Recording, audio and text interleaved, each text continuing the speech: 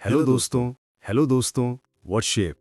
आज हम बात करने वाले हैं ऋग्वेद के बारे में, जो न केवल भारत का सबसे प्राचीन ग्रंथ है, बल्कि पूरी दुनिया के सबसे पुराने धार्मिक ग्रंथों में से एक माना जाता है। ऋग्वेद को समझना मतलब है हमारी सभ्यता की जड़ों तक जाना, जहां से भारतीय संस्कृति, धर्म और जीवन दर्शन की नींव रखी गई। चलिए इस सफर पर चलते हैं और ऋग्वेद की कहानी को विस्तार से समझते हैं। इसका समय, इसकी रचना, इसके देवता, समाज, दर्शन और इसकी अमर विरासत। ऐतिहासिक पृष्ठभूमि। ऋग्वेद की रचना लगभग 1500 ईसा पूर्व से 1000 ईसा पूर्व के बीच हुई मानी जाती है। ये काल ऋग्वैदिक युग कहलाता है। इस समय आर्य लोग भारत के उत्तर पश्चिमी भाग, विशेषकर पंजाब और सप्त सिंधु यानी 7 नदियों का क्षेत्र में बसे हुए थे। उन्होंने अपने धार्मिक और सामाजिक जीवन को मौखिक परंपरा के रूप में संरक्षित किया। यही हिम्स यानी सूक्त आज ऋग्वेद के रूप में हमारे पास उपलब्ध हैं। ऋग्वेद श्रुति परंपरा का हिस्सा है, यानी इसे पीढ़ी दर पीढ़ी सुनकर और याद करके आगे बढ़ाया गया। रचना और संरचना। ऋग्वेद में कुल 10 मंडल यानी अध्याय हैं। इनमें लगभग 1028 सूक्त और 10,600 मंत्र हैं। मंडल 2 से 7 को परिवार मंडल कहा जाता है, क्योंकि ये विशेष ऋषि परिवारों से जुड़े हैं। मंडल 1 और 10 को बाद के जोड़ माने जाते हैं और इनमें कई दार्शनिक सूक्त हैं। मंडल 9 लगभग पूरी तरह सोम देवता को समर्पित है। ऋग्वेद के प्रमुख देवता। ऋग्वेद में मुख्यतः प्रकृति आधारित देवताओं की स्तुति की गई है। इंद्र सबसे शक्तिशाली देवता, युद्ध और वर्षा के देवता। अग्नि देवता, यज्ञ और हवन के माध्यम से देवताओं और मनुष्यों के बीच संदेशवाहक। वरुण ऋत यानी सार्वभौमिक नियम और सत्य के देवता।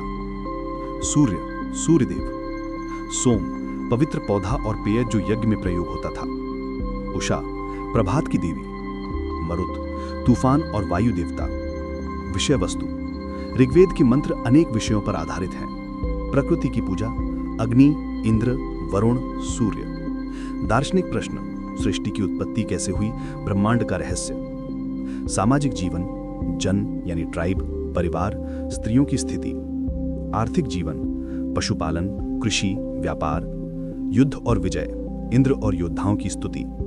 नैतिक मूल्य, सत्य, दान और रथ। समाज जनजातीय था यानी ट्राइबल। समाज की इकाइयां थीं जन यानी ट्राइब, विश, ग्राम, कुल यानी परिवार। प्रमुख को राजन कहा जाता था, जो परिषदों, सभा और समिति की मदद से शासन करता था। वर्ण व्यवस्था प्रारंभिक रूप में थी ब्राह्मण, क्षत्रिय, वैश्य और शूद्र, लेकिन ये जन्म पर आधारित नहीं थी। स्त्रियों की स्थिति उच्च थी। वे वेद मंत्रों का उच्चारण करती थीं और शिक्षा प्राप्त कर सकती थीं। गार्गी, मैत्रेयी जैसी विदुषी स्त्रियां यहीं से सामने आती हैं। आर्थिक जीवन। पशुपालन मुख्य व्यवसाय था, विशेषकर गायों को धन का मुख्य स्रोत माना जाता था। कृषि धीरे धीरे बढ़ रही थी और व्यापार सीमित था और लेन देन विनिमय प्रणाली से होता था। धातु काम, मिट्टी के बर्तन, बुनाई आदि शिल्प कार्य मौजूद थे। भाषा और साहित्य। ऋग्वेद वैदिक संस्कृत में रचा गया। इसमें छंद और लय का सुंदर प्रयोग है, ताकि मंत्रों का उच्चारण लयबद्ध और प्रभावशाली हो। इसे मौखिक परंपरा में संरक्षित करने के लिए पद पाठ और संहिता पाठ जैसे स्वरूप बनाए गए। दार्शनिक विचार। ऋग्वेद केवल पूजा पाठ का ग्रंथ नहीं है, बल्कि इसमें गहरे दार्शनिक विचार भी हैं। नाशदिया सूक्त मंडल 10। इसमें प्रश्न उठता है कि ब्रह्मांड की उत्पत्ति कैसे हुई। शुरुआत में न सत्य था न असत्य, न आकाश था न हवा, एक तत्व से सृष्टि हुई। पुरुष सूक्त। इसमें बताया गया कि एक विराट पुरुष के अंगों से समाज के 4 वर्ण बने। ऋत का सिद्धांत, ब्रह्मांड का नैतिक और प्राकृतिक नियम। राजनैतिक जीवन। राजन जनजाति का मुखिया होता था। उसका कर्तव्य था रक्षा करना और न्याय करना। सभा और समिति जैसी संस्थाएं निर्णय लेने में मदद करती थीं। राजसत्ता सीमित थी, यानी राजा निरंकुश नहीं था। धार्मिक प्रथाएं। देवताओं की स्तुति मंत्रों और यज्ञों से की जाती थी। मूर्ति पूजा का प्रचलन नहीं था। यज्ञों में दूध, घी, अनाज और सोमरस की आहुति दी जाती थी। महत्व। प्राचीनतम ग्रंथ। ऋग्वेद दुनिया का सबसे पुराना जीवित धार्मिक ग्रंथ है। सांस्कृतिक स्रोत। इससे हमें आर्यों की सभ्यता और संस्कृति की पूरी झलक मिलती है। धर्म और दर्शन। बाद का हिंदू धर्म और उपनिषदिक दर्शन ऋग्वेद पर आधारित हैं। भाषा और साहित्य। संस्कृत साहित्य की जड़ें यहीं से शुरू होती हैं। नैतिक शिक्षा। सत्य, दान और ऋत जैसे मूल्य आज भी प्रासंगिक है। विरासत। ऋग्वेद की विरासत अमर है। इसने भारत को एक आध्यात्मिक दृष्टिकोण दिया, धर्म और समाज की मजबूत नींव दी और एक ऐसी सभ्यता की पहचान दी जो 3000 साल से अधिक समय से जीवित है। निष्कर्ष तो दोस्तों, ऋग्वेद केवल एक धार्मिक ग्रंथ नहीं है, बल्कि प्राचीन भारत की आत्मा है।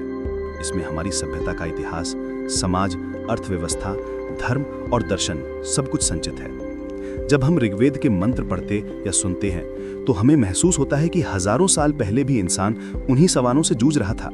हम कहां से आए, ब्रह्मांड किसने बनाया, जीवन का उद्देश्य क्या है। यही कारण है कि ऋग्वेद आज भी हमें प्रेरित करता है और हमारी संस्कृति को जीवंत बनाए रखता है। समापन तो दोस्तों, ये था एक विस्तृत सफर ऋग्वेद का, इसके देवता, इसके मंत्र, इसका समाज और इसकी विरासत।